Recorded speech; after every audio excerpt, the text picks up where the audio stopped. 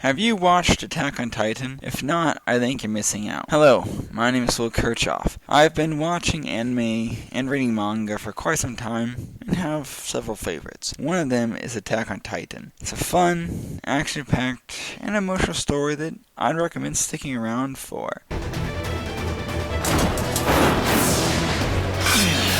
I assume that a lot of people already know the gist of Attack on Titan. Those who don't, it's about people hiding behind giant walls, being besieged by these giants called Titans. These tall entities mindlessly cause destruction and devour humans. To counteract this, humanity has the Survey Corps, a high-flying, neck-slicing branch of the military that is quite cool. The show follows the 104th Cadets as they fight their way through seasons, dealing with various situations and trauma. This simplistic plot branches off into a pretty interesting story as the seasons go on. It's best to start at the beginning.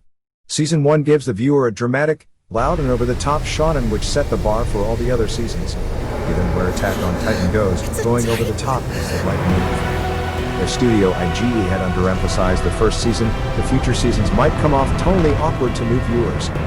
The soundtrack is directed by Hiroyuki Sawano, a master of music crafting. His accompanying soundtrack boasts the intense atmosphere and is very emotional.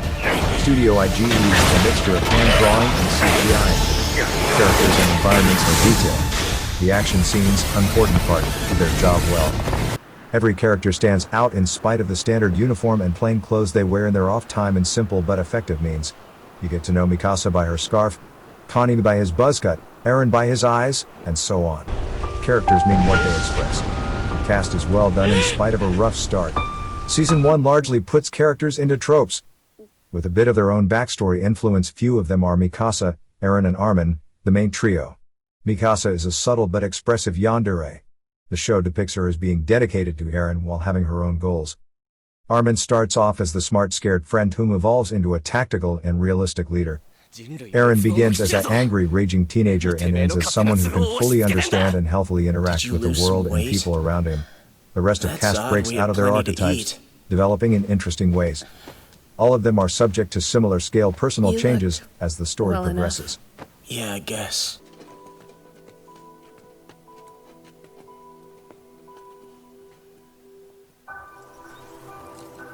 What makes the show great in my personal opinion lies in its subtler and more human aspects. The author of the manga, Isayama, does not forget about his established details and fleshes them out. The show adapts this trait very effectively. The human element I enjoy is the lack of moral scales.